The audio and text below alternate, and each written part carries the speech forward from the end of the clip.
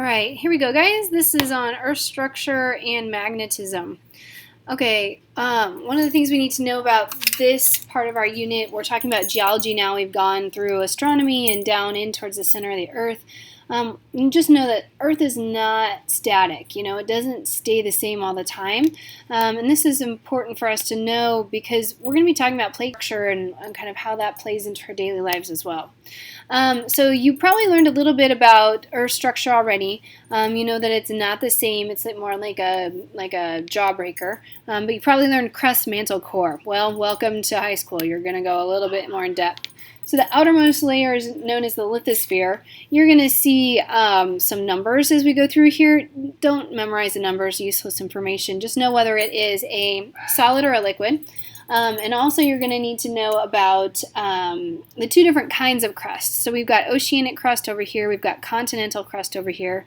This is brand new crust. It's really thin and it's very, very dense, whereas this continental crust is thicker, fluffier, and much, much older. And so those are the two kinds of crust. But those are all solid. Otherwise, you know, that would not be good for us. The asthenosphere is the layer underneath that, and so that is like a warm butter solid. So think like, you know, Christmas or Thanksgiving or whatever, and your gradient Doris puts the butter out on the table in the morning, even though you're not having dinner till the afternoon, and it sits there all day, and it looks like a solid, and you say pass the butter, but you go to put your knife in, and it kind of goes bleh. That's the kind of solid that the asthenosphere is. It's more like peanut butter or that stick of butter that's been left out all day and it kind of just gushes. It'll look and act like a solid until you put it under any kind of stress, and then it's going to act like a liquid. So that's the asthenosphere. That's what's underneath that lithosphere, that crust layer. Underneath that, we've got the lower mantle. That is definitively a liquid. It's by far the thickest layer of our planet. And then we have the outer core, which is here, and then the inner core, which is here. And the outer core is a liquid, which gives us our magnetic field. That's where our focus is going to be today. And then the inner core, which is solid. And so if you looked at the whole structure of the Earth all together, it would be sort of like a peanut butter and jelly sandwich. You've got the inner core and the lithosphere that are your solids, so they're like the pieces of bread. You've got your asthenosphere, which is like that warm butter gooey solid, which is like your peanut butter. And then you've got your liquid layers of the lower mantle and the outer core, which is like your jelly. So to me, it's like the Earth is like a peanut butter and jelly sandwich. Characteristics, as we start from the outside surface of the Earth and go in towards the center, pressure increases with depth, because as I go down, I get more and more rock stacked on top of me. That part makes sense. But temperature also increases as you go towards the center of the Earth. And there's three main reasons for that. There's leftover heat from the formation of the Earth. In other words, things cool from the outside edge in, which you probably already know by eating oatmeal or a hot chocolate chip cookie or something. There's friction in there as those liquids move and flow. Those molecules bump up against each other, so there's some friction heat. But primarily, the main place that heat comes from is by radioactive decay. There's still stuff going on in our liquid layers, and so as it decays, it gives off heat, and so that's one of the primary reasons why we have heat in the center of our Earth. All that heat liquefies the rock, so that's why our lower mantle and our outer core are liquids. Our core, though, is still a solid because there's so much pressure. It's so far down, there's so much rock coming from all sides that it is a solid because there's so much pressure there. Well, and the temperature we need to know, because hot stuff, hopefully you responded, rises, and cold stuff sinks. And so those warmer substances towards the middle, that warmer rock towards the middle of the Earth, are going to rise, and the colder stuff towards the outside edge is going to sink. And so it sets up convection currents, which gives us a driving force for plate tectonics. It used to be we thought it looked like this middle image where it goes up, it goes out, and it cools, and it comes back down, and isn't it hunky-dory? It could be something more like this top image where we've got that same type of thing going on, but maybe in some layers. But then it also could look as messy as this one down at the bottom, and real life says that it's probably going to be more like the one on the bottom. So there's several different models that are in going on in science right now, and It's probably something more like this bottom layer or bottom model that is more like what's going on with convection currents in our Earth. And so because those that inner core and the outer core are so very important, and we'll talk more about that convection currents and that lower mantle next week, we're going to focus this week on that outer core. And so that core itself, again, is that innermost layer. It's composed mostly of iron, which is magnetic, and nickel, are the two main elements that's in there. I would know that. We already talked about how that outer cores are fluid, but what that iron does, and why that iron is significant, because it makes the Earth act like a large bar magnet and gives us magnetic north. It's what makes your compass work. It's what protects us from excess solar energy, and it helps position our satellites. Ask your friends about the demonstration, or you can check out the toys that are available to play in the classroom. But we've got, what we ended up doing was playing with some magnets and looking at how they affected the field lines. And they end up kind of curving around. So it goes from one end of the magnet, and the field lines end up curving around and going into the other side of the magnet. And so this is kind of how a regular old magnetic compass would work. If you take a second to just look at this image, you'll notice there's something a little odd.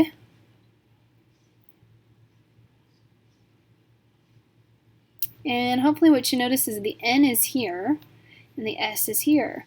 If you remember what you've known from playing with magnets, likes repel and opposites attract. And so our south magnetic pole is actually at our north. That's how our compasses point to the north, because opposites attract.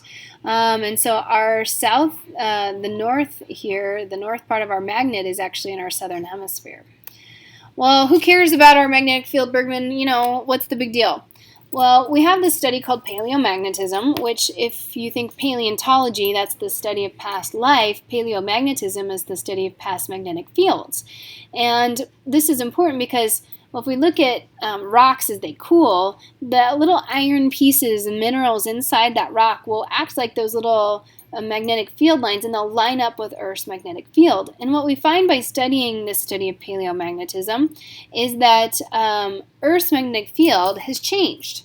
And so we can see that but looking at volcanoes, they get these stacked lava layers, and in areas of seafloor spreading.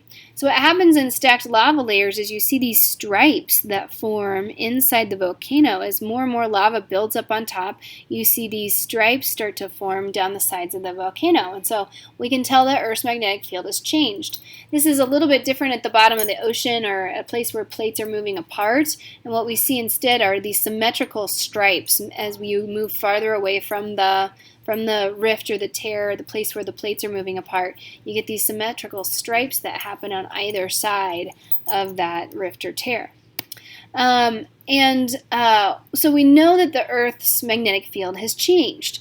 And so that core, what starts to happen is the core will start to flow and move, and you get this wobbliness that goes on there. And then as this gets more wobbly, the surface of the Earth will reflect that. And so what we start to see is it gets more and more wobbly. So here we've got a very disorganized core. We're starting to see a pretty disorganized surface. And it's significant because we think that this is what's happening right now. And I say think because we have one little puddle of reverse polarity in the northern hemisphere, and not a lot else going on. So we think we're in the middle of kind of this process right in here. And what would happen next then, and also the process is really slow compared to human timescale, what eventually happens is that core then reorganizes, and so does the surface of the Earth. The important chunk is that spot there in the middle where things are all over the board. That can get a little bit problematic. And the reason for that is because the magnetic field actually provides protection from a solar wind, radiation, X-rays, all sorts of solar weather, because the magnetic field acts like a force field or a shield. And here you can kind of see an artist's rendition that, you know, those field lengths would go around the Earth, and as the sun kind of belches out stuff, it deflects. And these lines you can see kind of get truncated, they get cut off. So if you imagine those going off to the side of your computer screen about the width of your fist, it would end up at a point kind of off your computer screen over there. So what do we mean by a force field or a shield? So think like Violet from The Incredibles. So there's Earth is dash, and as the sun shoots stuff off, the magnetic field acts like that force field. And so then as we orbit, the sun can shoot whatever it wants at us, and we just kind of orbit with this magnetic field. Okay, great. So what? Well, as this magnetic field starts to reverse, we're going to lose that force field. So what are we exactly looking at? Well, we're looking at things like solar wind. So solar wind are high energy ions that get burped out towards us. And if we have minor issues, we might see a power grid issue, so a brownout, something, a little blip in the power. You might have satellite problems that would cause like dropped calls.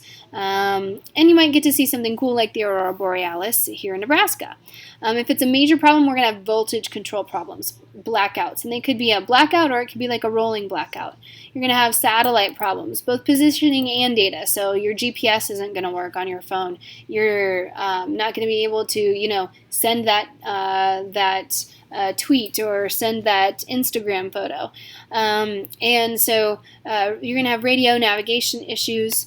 If you look up aurora borealis, any place in the northern, far north latitudes, you can see beautiful pictures. Fairly common event. Here in Nebraska, not so common. So this is one from 2011 when we did have a major solar flare event. And so you can see these were taken out by Blair, Nebraska. Harder to get pictures, harder to see in the Omaha metro area just because we do have Lincoln and we have Omaha and we have a lot of light pollution. So you have to go someplace much smaller in order to get that kind of picture. And so those are from 2011. But that would be a major solar flare that would cause something like that to occur. Other things that can harm us that our magnetic field protects us from is radiation and X-rays. Radiation is a form of high energy particle, so think like cancer type radiation. So minor problems would be radio problems in polar regions. So if you watch like Deadliest Catch, they're not going to be able to get on their radios as well. Major problems would be radiation risk, cancer risk to both aircrew and passengers. Satellites might get useless, so your cell phones aren't going to work.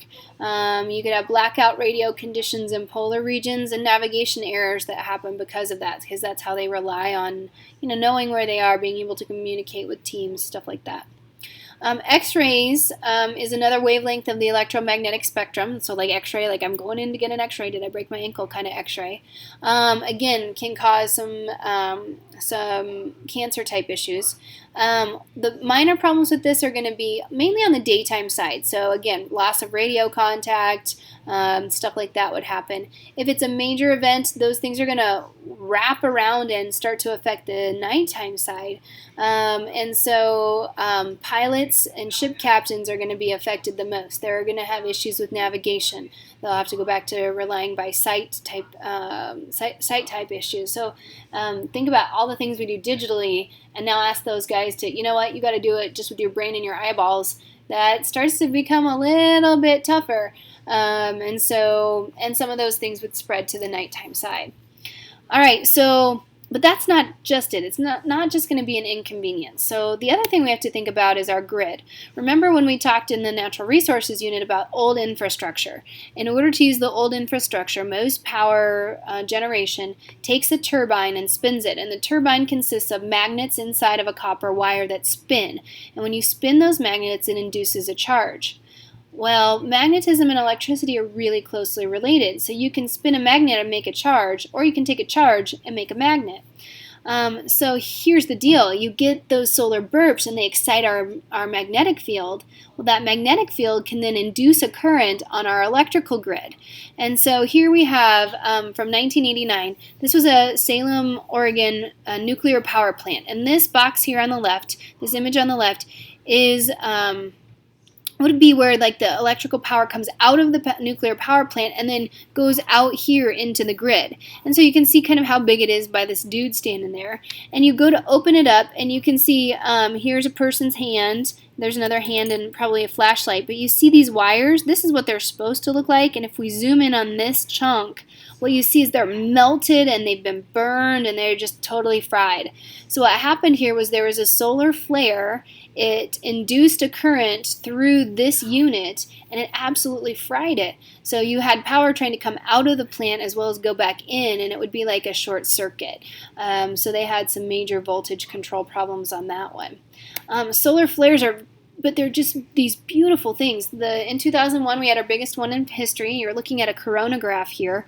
So it takes this disc and it covers up like the bright part, the part that would hurt your eyes. We can still see the surface of the sun in the middle section here, but the bright part that would hurt is covered up by this edge. This edge then matches the edge, the outer rim edge of the sun, and what we can see here are this solar flare event, and so you've got like 4 different ones. The thing to keep in mind with this great big huge bubble is it's going at about, if we're standing at 6 o'clock on a clock, this is going out at about a 2:30 angle. So it's going away. We got lucky this one didn't come at us, or we would have had major control issues.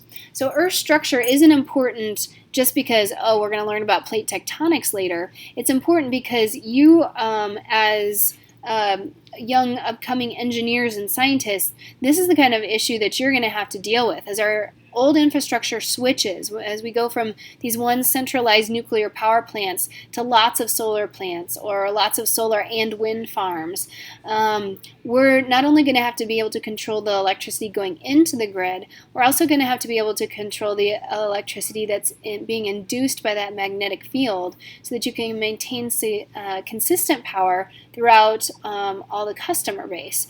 And so there's your next $1 million. Make sure you throw out credit to Rhodes and I if you make that $1 million as an electrical engineer and figure out how to solve those problems. How do you regulate that electricity coming into our grid, as well as how do you regulate that electricity induced by that Earth's magnetic field? All right, if you have any questions, be sure to let us know, and have a great day.